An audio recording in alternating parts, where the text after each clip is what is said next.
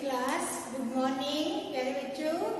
स्वस्थ हो, खुश हो, काम कर रहे हो ना सब बच्चे। बहुत अच्छा लग रहा है आप लोग काम कर रहे हो। कुछ बच्चे बहुत ही अच्छा काम कर रहे हैं, इतना मन खुश होता है काम देखकर। तो ऐसे ही काम करना। तो बेटा समय ऐसा परिवर्तनशील है, समय जैसा बदलता है हमें भी वैसे ही बदलना पड़ता है। तो आप घर में बैठकर अपने माता पिता का कहना मानकर बहुत सुंदर सुंदर काम करेंगे, बिना नकल लगाए पेपर देंगे, अच्छा पढ़ेंगे तो आपका भविष्य उज्जवल होगा। तो आज हम ये जो भारत एक खोज पुस्तक का अगला भाग पेज नंबर 66, ये लेसन 4 का लास्ट पार्ट है। इसके बाद आपका लेसन 4 कंप्लीट हो जाएगा।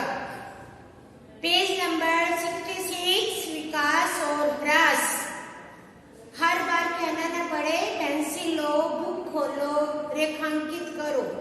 आपके लिए ये पुस्तक बहुत इम्पोर्टेंट है, इसमें बहुत काम की बातें हैं।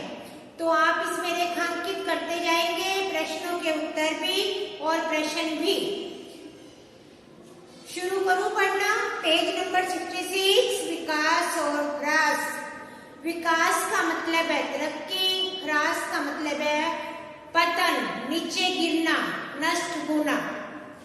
ईस्वी सन के पहले हजारों वर्षों में भारत में आक्रमणकारी तत्वों और आंतरिक झगड़ों के कारण, आंतरिक अंदर के झगड़ों के कारण बहुत उतार चढ़ाव आए। फिर भी यह समय ऊर्जा से उफनता, ऊर्जा एनर्जी को बोलते हैं इंग्लिश में, उफनता और सभी दिशाओं में अपना प्रसार करते हुए कर्मठ कर्म करने वाला राष्ट्रीय जीवन का समय रहा है। ईरान, चीन, यूनानी, मध्य एशिया। रेखांकित करो। ईरान, चीन, यूनानी जगत, मध्य एशिया से उसका संपर्क बढ़ता है। संपर्क, मेलजोल। इन सबसे बढ़कर पूर्वी समुद्र की ओर बढ़ने की शक्तिशाली प्रेरणा पैदा होती है। परिणाम स्वरूप भारतीय उपनिवेशों की स्थापना और भारतीय सीमाओं को पार कर दूर दूर तक भारतीय संस्कृति का प्रसार रहा है। हमारे भारत की संस्कृति महान है, इसका दूर दूर तक प्रचार प्रसार रहा है।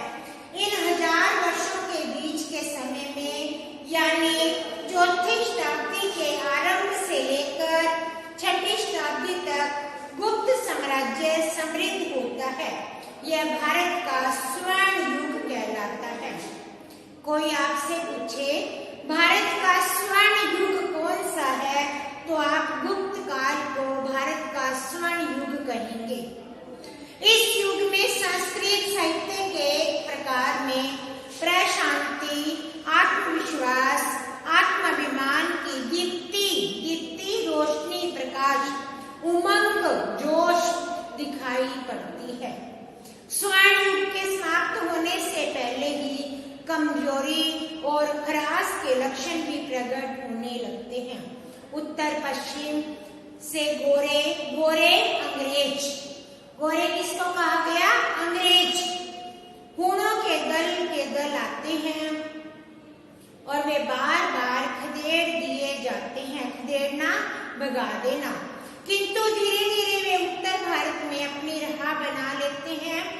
आदि शताब्दी तक पूरे उत्तर में अपने को राज सत्ता के रूप में प्रतिष्ठित कर लेते हैं। प्रतिष्ठित, सम्मानित।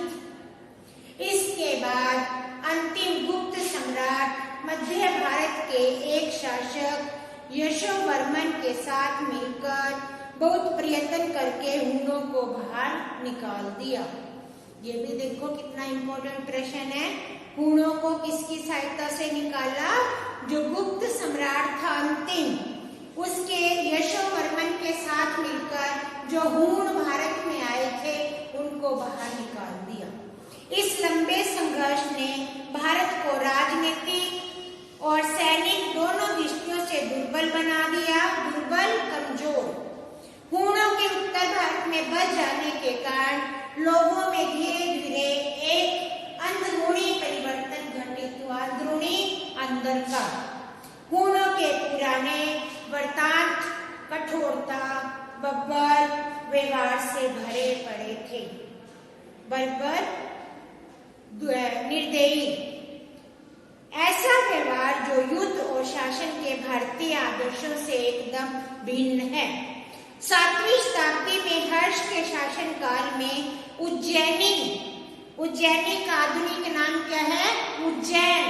ये भी देखो, जनरल नॉलेज का प्रश्न है। उज्जैन का पुरातन नाम उज्जैनी और नूतन नाम उज्जैन, जो गुप्त शासकों की शानदार राजधानी थी, फिर से कला संस्कृति रेख शक्तिशाली साम्राज्य का केंद्र बनती है। लेकिन आने वाली सदियों में वह भी कमजोर पड़कर धीरे धीरे खत्म हो जाती है। 9वीं शताब्दी में गुजरात का मिहिर भोज उत्तर और भारत राज्य में छोटे छोटे राज्यों से मिलाकर एक संयुक्त राज्य कायम करके कन्नौज को अपनी राजधानी बनाता है। एक बार फिर साहित्यिक पुनर्जागरण होता है। पुनर्जागरण, पुनर्निर्माण, जिसके प्रमुख व्यक्तित्व राजशेखर है। राजशेखर का नाम सुना है सबने। 11वीं शताब्दी के आरंभ में एक बार फिर एक दूसरा भोज सामने आता है जो बहुत पराक्रमी आकर्षक है। उज्जैनी फिर एक बड़ी राजधानी बनती है। फिर भोज मां बड़ा अद्भुत व्यक्ति था जिसने अनेकों क्षेत्रों में प्रतिष्ठा हासिल की।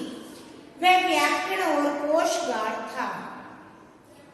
व्याकरण अर्थात ग्रामर की नॉलेज थी उसे और शब्दों का ज्ञान था। साथ ही भेष और खगोल शास्त्र भी था। उसने इमारतों का निर्माण करवाया, कला और साहित्य का संरक्षण किया। संरक्षण करना, सुरक्षित करना। स्वयं कवि और लेखक था, जिसके नाम से कई रचनाएं मिलती हैं। उसका नाम महानता, विद्वत्ता, उदारता के प्रतीक के रूप में लोक कथाओं और किस्सों का हिस्सा बन गया। किसका? भोज का। वे इन तमाम चमकदार टुकड़ों के बावजूद एक भीतरी कमजोरी ने भारत को जकड़ लिया, जिससे राजनीतिक प्रतिष्ठा ही नहीं बल्कि उसके रचनात्मक क्रियाकलाप भी प्रभावित होने लगे। यह प्रक्रिया बहुत धीरे धीरे चली। प्रक्रिया होती है प्रोसेस। दक्षिण भारत की तुलना में उत्तर भारत को जल्द प्रभावित किया।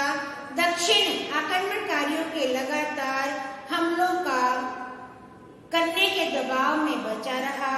उत्तर भारत की सुनिश्चित स्थिति से बचाव के लिए बहुत से लेखक, कलाकार और वास्तुशिल्पी दक्षिण में आकर जम गए। कौन कौन?